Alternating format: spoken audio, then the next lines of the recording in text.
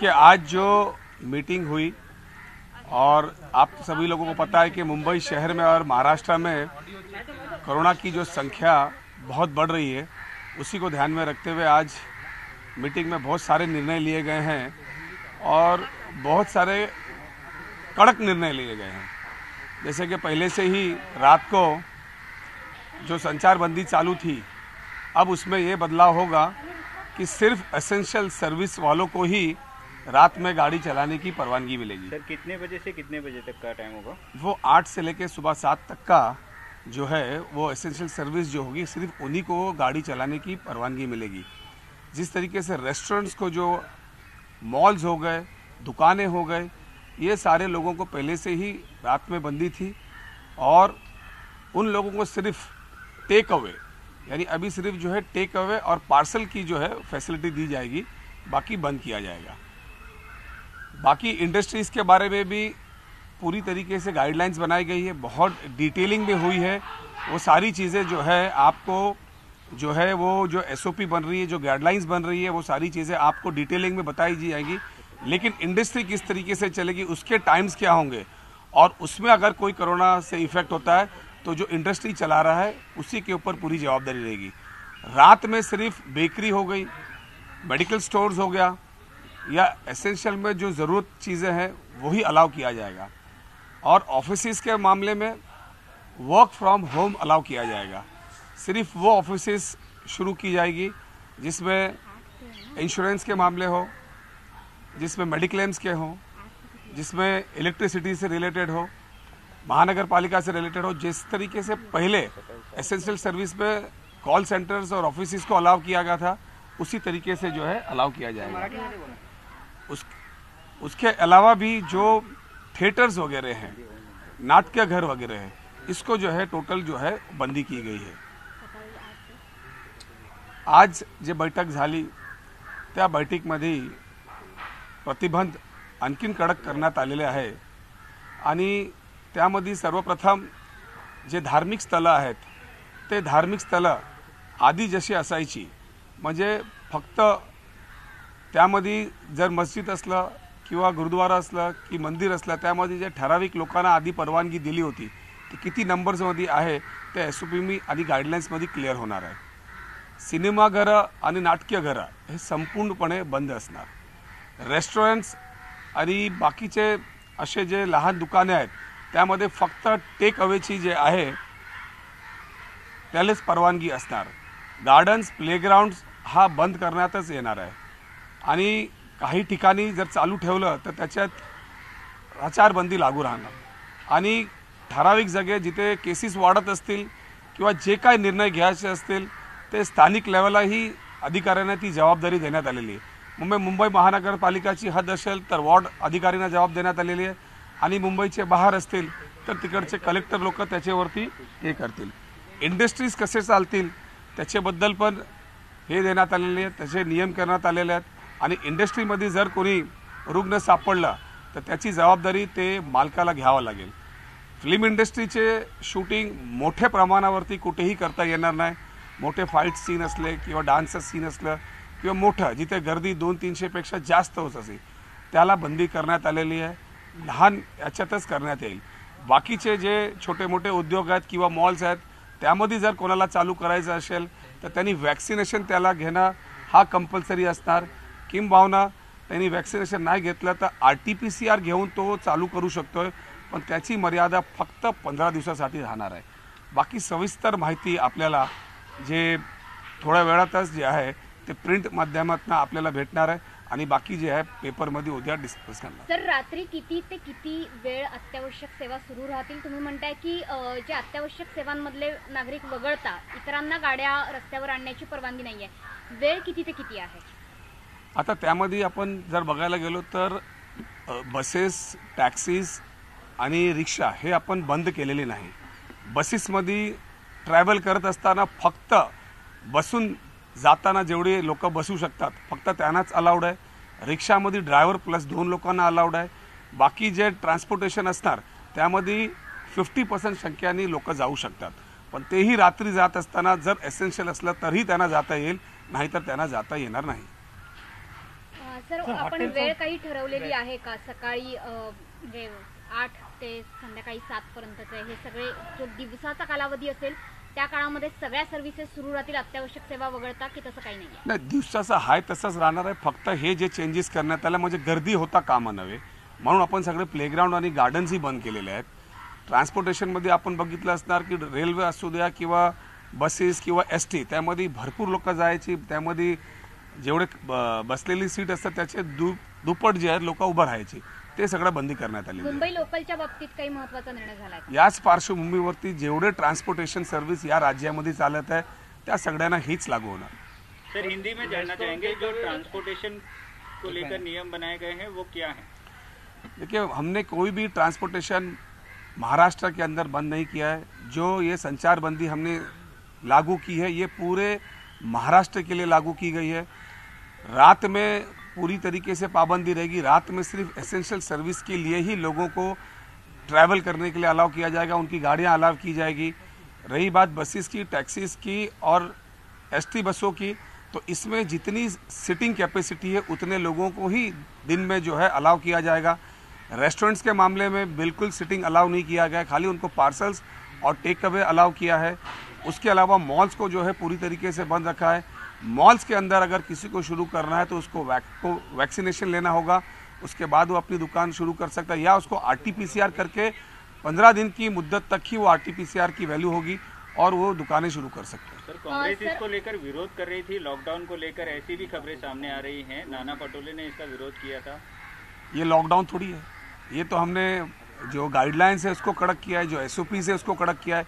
Industry किस तरीके से चलना चाहिए, इंडस्ट्री में कितने लोग होने चाहिए और उतने लोगों की जवाबदारी किसकी होनी चाहिए. आज अगर केसेस बढ़ते हैं तो सब में इसका सहयोग होना चाहिए. तो इसको तो लॉकडाउन नहीं, लॉकडाउन तो उससे कहते हैं कि कंप्लीटली सारी चीज़ें शट डाउन करें. हमने हमारा रिस्ट्रिक्शन बहुत कड़क किया इसलिए कि आज हम खुद आज कई मार्केट घूमे. मुंबई शहर में कई मार्केट में गए, आपने देखा होगा कि बहुत ज़्यादा गर्दी थी.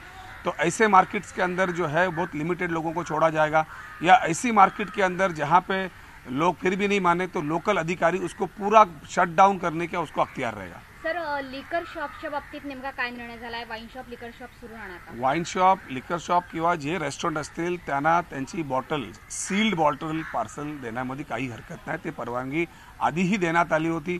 आधी जेव्हा आपण संचारबंदी किंवा लॉकडाऊन लावला होता त्या टायमालाही त्यांना हे आदेश देण्यात आले होते की त्यांनी ते सील बॉटल त्यांना देण्यात येईल. सर रिक्षा आणि टॅक्सी आणि जे बसेसवर तुम्ही म्हटलेलं आहात कमी प्रमाणात म्हणजे गर्दी होईल त्याचं कसं नियोजन केलं जाणार? नियोजन म्हणजे बसेसमध्ये जेवढी जागा आहे किंवा रिक्षा किंवा टॅक्सीमध्ये 50%, रिक्षामध्ये पण तसेच. आणि जे पब्लिक ट्रान्सपोर्ट आहेत त्या ट्रान्सपोर्टला जे सिटिंग कॅपॅसिटी तेवढीच त्या लोकांना त्यांना आतमध्ये घेता येईल. आणि जे प्रायव्हेट ट्रान्सपोर्ट आहे त्यांच्यावरती पण हेच लागू राहणार. सर रेल्वेच्या बाबत, मुंबई लोकलच्या बाबत आपण काही ठराविक वेळा दिलेल्या आहेत सर्वसामान्यांसाठी. सर्वसामान्यांच्या लोकल प्रवासावरती काही निर्बंध आहेत का? नाही, सगळ्यांना हे लागू होणार आहे. जर ट्रेनमध्ये जेवढी सिटिंग कॅपॅसिटी तेवढेच लोकांना आपण आतमध्ये जाऊ देऊ. आपण रेल्वे पोलीस आणि लोकल पोलीसची सहकार्यता घेऊन जेवढी गर्दी होता कामा नव्हे आता गर्दी टाळायची, आपल्याला हे चेन तोडायचा. हा चेन तोडण्यासाठीच एवढे डिटेलिंगमध्ये सविस्तर म्हणजे धार्मिक स्थळपासून, रेस्टॉरंटपासून, फॅक्टरीजपासून, इंडस्ट्रीजपासून सगळ्यांना लक्षातच घेऊन हे निर्बंध आणि संचारबंदी हा पूर्ण राज्यात लागू राहणार. सर महत्त्वाचं म्हणजे जिथे APMC मार्केट आहेत किंवा मार्केट परिसर आहे तिथे मोठ्या प्रमाणात गर्दी होते आणि कोरोना वाढण्याचा धोका आहे. तर त्या संदर्भात काही निर्णय घेण्यात आलेत का? त्या संदर्भात जसं मी आपल्याला बोललो की जे मार्केट्स आहेत किंवा जे इंडस्ट्रीज आहेत त्या इंडस्ट्रीने कुठल्या बेसिसवरती चालवावा किंवा उघडावा त्याच्याबद्दल सविस्तर डिटेलिंग, टायमिंग, किती लोक असली पाहिजे हे सविस्तर डिटेल आपल्याला आता थोड्या वेळात लेखी स्वरूपाने माहिती. सर तुम्ही रेस्टॉरंट बंद असं म्हणताय. मॉल्स, होटल्स और लोकल ट्रेन के बारे में क्या फैसला किया गया? सारे ट्रांसपोर्टेशन के बारे में यही फैसला किया गया है कि जो गवर्नमेंट ट्रांसपोर्टेशन है उसमें जो सिटिंग कैपेसिटी है बस उतने लोगों को ही अलाउ किया जाएगा. प्राइवेट जो ट्रांसपोर्टेशन है उसके अंदर भी जो है उसी तरीके से अलाउ किया गया है. और रिक्शा, टैक्सी और पर्सनल गाड़ी जो लोग चलाएंगे उसको जो है 50% पे जो है उनको चलाना है और रात में किसी को भी सफ़र करने की परवानगी नहीं है. सर मॉलच्या बाबतीत तुम्ही म्हणलात की जर मॉल खुले ठेवायचे असतील तर टेस्टिंग करावीच लागेल. जर मॉलमध्ये पूर्ण क्षमतेने टेस्टिंग करणं अपेक्षित आहे की रॅन्डम टेस्टिंग जशी आता सुरू आहे तशी करणं अपेक्षित आहे की मॉल पूर्णतः बंदच ठेवायचे? मॉल तर सध्या पूर्णतः बंदच राहणार आहे. मॉलमध्ये जर कोणाला दुकान उघडायचं असेल तर त्यांनी वॅक्सिनेशन घेणं कंपल्सरी आहे. जर वॅक्सिनेशन त्यांनी नाही घेतलं तर त्यांनी RT-PCR करावं लागेल. RT-PCR केल्यानंतर त्याची मुदत फक्त 15 दिवस राहणार, तरच तो दुकान उघडू शकतो. आणि आतमध्ये जे जाणारी लोक असतात त्यांनाही कंपल्सरी RT-PCR किंवा कोवॅक्सिन किंवा कोविशिल्ड जे काय आहे ते त्यांना घ्यावं लागेल. सर तुम्ही आज दादरला फिरलेला आहात, आपल्या गावी जात आहेत, तर त्या परप्रांतीयांना तुम्ही काय आव्हान कराल? नाही, आता जिथे जिथे शूटिंग्स वगैरे आहेत त्या लोक स्वतः आपला ज्यांना शूटिंग करायची असेल ते व्यवस्था करते राहण्याकरता, आपले आर्टिस्ट किंवा आपल्या कर्मचाऱ्यांकरता. इंडस्ट्रीमध्ये पण तशीच SOP आपण केलेली आहे. आता आधीच्या काळामध्ये रातोरात बंद करण्यात आलं होतं म्हणून लोकांचे हाल झालेले आहे. पण आजच्या स्थितीमध्ये कुठलंही ट्रान्सपोर्टेशन आपण बंद केलेलं नाही, फक्त 50% वरती आपण आणलेलं आहे. तर त्या स्वरूपानं मला नाही वाटत की मायग्रंट वर्करला किंवा कोणाला त्रास होणार. सर, आरोग्य सेवेसंदर्भात काय निर्णय घेण्यात आलेले आहेत? कुठेतरी बेड कमी आहेत आणि त्या संदर्भात आपण इतर राज्यांची काही मदत घेणार आहोत का? आजच्या स्थितीमध्ये मुंबई शहरामध्ये किंवा राज्यात आजच्या स्थितीमध्ये बेडची कमतरता कुठेही नाही. पूर्ण क्षमताने आपले जेवढे जम्बो फॅसिलिटीज आपण तयार केले होते ते चालू ठेवलेले आहेत. आपले महानगरपालिकाचे, राज्य शासनाचे सर्व ठिकाणी बेड्स अवेलेबल आहेत. काही ऑक्सिजनचे बेड जर कमी झाले तर आपण ताबडतोब जम्बो फॅसिलिटीजमध्ये आपण ते पूर्ण करून घेतो आहे. आजही आपल्याकडे व्हेंटिलेटर्स अवेलेबल आहेत. आपल्याकडे जे ऑक्सिजनचे लागणारे बेड्स आहेत ते पण आपल्याकडे अवेलेबल. हे आपल्या हाताबाहेर जाता कामा नये म्हणून हे एवढे कठोर जे आपण आता हे गाईडलाईन्स करण्यात सर, आले. इतर राज्यांची काही मदत घेतली जाणार का? जर का कुठे कमी पडल्यास काही इथं ज्या ठिकाणी कोरोनाचं संक्रमण कमी आहे त्या राज्यांची काही मदत घेतली जाणार आहे का? नाही, आत्ताच्या स्थितीमध्ये तर सरकार सक्षम आहे आणि सरकारला डेफिनेटली केंद्र सरकारने आणखीन आर्थिक मदत द्यावी. कारण एवढ्या मोठ्या संख्येने जर इथे रुग्ण वाढत असतील तर या राज्याला मदत करण्याची जबाबदारी केंद्र सरकारची आहे. केंद्र सरकारने पण याच्यात लक्ष देऊन जास्तीत जास्त महाराष्ट्र राज्याला मदत करावी. सर, लसीकरण 24 तास सुरू ठेवणार का? कारण आता रुग्णसंख्या वाढते. लसीकरणाबाबत काय निर्णय झालाय? लसीकरणमध्ये भरपूर सेंटर्स, भरपूर हॉस्पिटल्स आपण उघडलेले आहेत आणि कुठेही गर्दी होत नाही. प्रत्येक ठिकाणी 1000पेक्षा जास्ती क्षमता आत्ता आपल्याकडे आहे. जर गर्दी होण्याची शक्यता लागली तर आणखीन आपण पाहिजे एवढी सेंटर्स उघडूया. सर तुम्ही आज दादर परिसर फिरलेला आहात, तर फेरीवाल्यांसाठी काही निर्णय घेण्यात आलेला आहे? ते सगळे ठिकाणी एकच असतात. मग फेरीवाले असू द्या किंवा ते गार्डन असू द्या किंवा मार्केट असू द्या की APMC मार्केट असू द्या की कुठलीही मार्केट महानगरपालिकाची असू द्या किंवा ते आठवड्याची मार्केट असू द्या, सगळ्यांसाठी हेच लागणार आहे. आणि लॉकडाऊन नाही पण लॉकडाऊनसारखी परिस्थिती होणार आहे. म्हणजे लोकांसाठी, म्हणजे कुठेही अति आवश्यकता आपण सप्लाय थांबवलेली नाही, ट्रान्सपोर्टेशन थांबवलेलं नाही, ट्रेन थांबवली नाही, पण निर्बंध जे आहे ते कडक करण्यात आले. सर, बाजारपेठांबाबत स्थानिक प्रशासनाकडेच निर्णय दिलाय का? हो सकता है कि आने वाले दिनों में सैटरडे संडे को कम्प्लीटली लॉकडाउन जैसी स्थिति कर सके. सर, पुन्हा एकदा हे मराठीत सांगा की म्हणजे शनिवार रविवार लॉकडाऊन संदर्भात काही वेगळे नियम असतील? नाही, शनिवार रविवारला जे ओपन स्पेसिस आहे म्हणजे मुंबईमध्ये जे गार्डन्स आहेत, ते बीचेस आहेत, मग जुहू चौपाटी असू द्या की गेटवे ऑफ इंडिया असू द्या, जिथे विनाकारण लोक जमत आहेत ते सगळं बंद करण्यात येणार. सर, बंद करण्याचा निर्णय झालाय का करणार आहोत? आता थोड्याच वेळाला आपल्या सगळे SOP होणार, सर, सगळ्यांसमोर येणार आहे. मीटिंग आज घेतलीच आहे म्हणजे बंद होणारच. बाजारपेठांच्या बाबतीत स्थानिक प्रशासनावर आपण निर्णय सोडून देणार आहोत की त्यांना किती संख्येने ग्राहक सोडायचे किंवा बाजारपेठा पूर्ण बंद करायच्या? सर सकट आता आपण जे नियमावली बनवलेली आहे ते पूर्ण राज्यासाठी आहे. त्यामध्ये काही ठिकाणी नियमावली बनवत असताना त्याचं पालन होत नसेल किंवा ते व्यवस्थित होत नसेल तर स्थानिक जे अधिकारी आहेत त्यांची पूर्णपणे त्यांना पॉवर्स देण्यात आले की ते त्याच्यावरती हवे ते निर्णय घेऊ शकतात. डन. Anything else? सर, बेड्सच्या बाबतीत पुन्हा एकदा मराठीत सांगा की बेड्सची संख्या मुंबईत किती आहे? मुंबईचे पालकमंत्री आहात. बेड्सची संख्या आपल्याला अवेलेबल दिसते डॅशबोर्डवर, मात्र प्रत्यक्षात लोकांना बेड्स मिळत नाही आहेत. मुंबईमध्ये मी परत एकदा सांगतो की आपल्याकडे अजूनही बेड्स अवेलेबल आहेत. आपल्याकडे ICUचे बेड्स अवेलेबल आहेत. आपल्याकडे ऑक्सिजनचे बेड्स अवेलेबल आहेत. आपल्याकडे व्हेंटिलेटरही अवेलेबल आहेत. आणि मुंबईमध्ये लोकांना जेव्हा कोविडचे RT-PCR केल्यानंतर रिपोर्ट येतात ते पहिला धावून आपला इन्फ्लुएन्स लावून ॲडमिट व्हायला बघतात आणि म्हणूनच महानगरपालिका आणि राज्य शासनाने राज्य सरकार किंवा महानगरपालिकांनी आदेश दिल्यानंतरच त्याला ॲडमिट करावा हे निर्देश देण्यात आलेले आहे. कोविड झाल्यानंतर ॲडमिट होणं हे गरजेचं नसतं.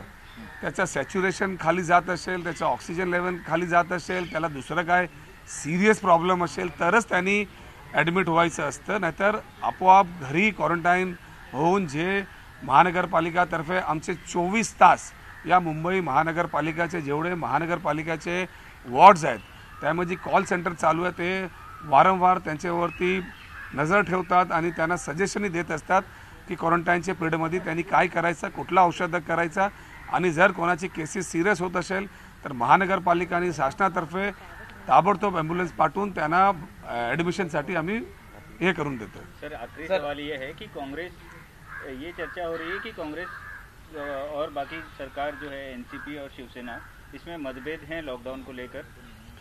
अभी जो हमारी मीटिंग हुई इसमें सभी दलों के मंत्री थे और मीडिया से हाथ जोड़ के विनती करूंगा कि अपना खुद का जो है व्यू ना वापरें.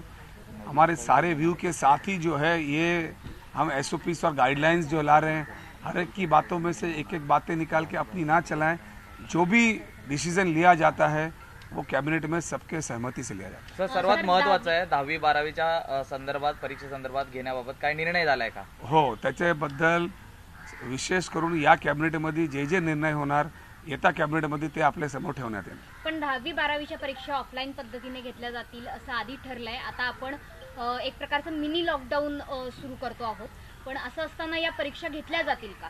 आपण लॉकडाऊन बोलल्यानंतर लोकांमध्ये भीती निर्माण होते, म्हणून आपण गाईडलाईन जे आहे ते स्ट्रिक्ट करतोय. गाईडलाईन स्ट्रिक्ट केलं म्हणजे लोकांना कळतं की बाबा एवढी गंभीरता नाही आहे, सर्वसामान्य जीवन चालू शकतोय. पण त्यांनी विशेष करून आपले परिवाराची आणि आपली लोकांची जबाबदारी गरजेचं आहे.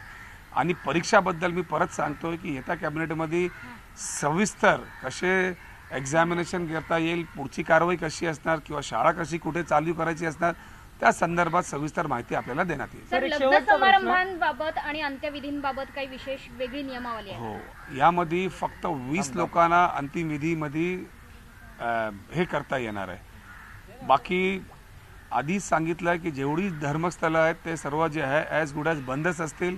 ठराविक जे आतमध्ये कर्मचारी किंवा जे गुरु असतात, धार्मिक गुरु असतात ते किंवा सोसायटी आपले ट्रस्टचे जे काय ठराविक लोक असतं, जसं आधी एसओपी काढलं, गाईडलाईन्स काढली होती त्याच पद्धतीवरती ते चालू राहतील. आणि लग्न समारंभांच्या किती लग्न समारंभाबद्दल पण जे आहे आता आणखीन कमी करण्यात आलेली त्याच्याबद्दल आपल्याला सविस्तर माहिती एका तासामध्ये भेटणार.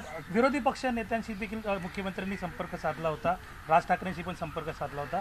काय बैठकीमध्ये अशाबद्दल चर्चा झाली का? कोणाबरोबर संपर्क साधला? हे मीटिंग घेण्याच्या आधी मुख्यमंत्री साहेबांनी स्वतः या राज्याचे जे मोठे व्यावसायिक आहेत त्यांच्याबरोबर चर्चा केली. फिल्मचे जे मोठे मोठे डायरेक्टर, प्रोड्युसर आणि ॲक्टर्स आहेत त्यांच्याबरोबर चर्चा केली. जे मार्केट्समध्ये असोसिएशन्स आणि जे त्यांची कमिटी आहे त्यांच्याबरोबर चर्चा केली. रेस्टॉरंट ओनरबरोबर पण आमची चर्चा झालेली आहे. आणि हे सगळं चर्चा करत असताना टास्क फोर्सला सोबत घेऊन टास्क फोर्सचे जे त्यांचं जे म्हणणं आहे ते सर्वात लक्षात घेऊन हे आपण जे नवीन एसओपी आणि गाईडलाईन्स काढले. विमान प्रवासाबाबत काही निर्णय झालाय का? डेफिनेटली त्याच्याबद्दल पण जे डिप्लोमॅट असतात त्यांच्यासाठी आधी जसे नियम होते तेच ठेवण्यात येणार आहे. आणि जसं कंपल्शन आहे की जे आपल्याला ट्रॅव्हल करायचं असेल जाण्या किंवा येण्यामध्ये जे RT-PCR आपल्याला कंपल्सरी ठेवला होता ते तसंच कायम राहणार. पण प्रवाशांना प्रवास करता येईल की आंतरराष्ट्रीय विमानं आपण बंद करतोय, मुंबईतून जाणारी किंवा मुंबईत येणारी असं काही? सध्या आंतरराष्ट्रीय विमानाबद्दल कुठलीही चेंजेस नाही. जसं इंटरराज्यामध्ये किंवा आंतरराष्ट्रीय विमान चालत आहे तसेच चालणार. वाढत्या जिल्ह्यांमध्ये जी कोरोनाचं प्रमाण आहे त्या संदर्भात जिल्हाबंदी असं काही करण्यात येणार आहे का? काही ठराविक जिल्ह्यांमध्ये कोरोनाचं प्रमाण वाढतंय. मी आधीही सांगितलं की ज्या ज्या जिल्ह्यामध्ये एसओपी आणि गाईडलाईनचं पालन होत नसणार किंवा ज्या ज्या जिल्ह्यामध्ये रुग्ण अपेक्षापेक्षा जास्त वाढत असतील त्या जिल्ह्यामध्ये त्या पालकमंत्री आणि त्या जिल्हा अधिकारी किंवा त्या कमिशनरला पूर्ण अखत्यार आहे डिसिजन घेण्याचं. सर 100 ते 200 जे आहे हॉस्पिटलमध्ये वेटिंग लिस्ट आहेत त्या संदर्भात काही? बरेच लोकांना शासकीय रुग्णालयात जमत नाही म्हणून ते प्रायव्हेट रुग्णालयात जाण्यासाठी प्रयत्न करतात. आणि म्हणूनच तिथे गर्दी होत आहे. खरं म्हणजे लोकांना हे कळलं पाहिजे की शासकीय असल्या की प्रायव्हेट असल्या त्यामध्ये जे प्रिस्क्रिप्शन आणि जे पॅरामीटर जे औषधाचं आहे ते सेमच आहे. धन्यवाद सर. भंडाऱ्याची उधळण म्हणजे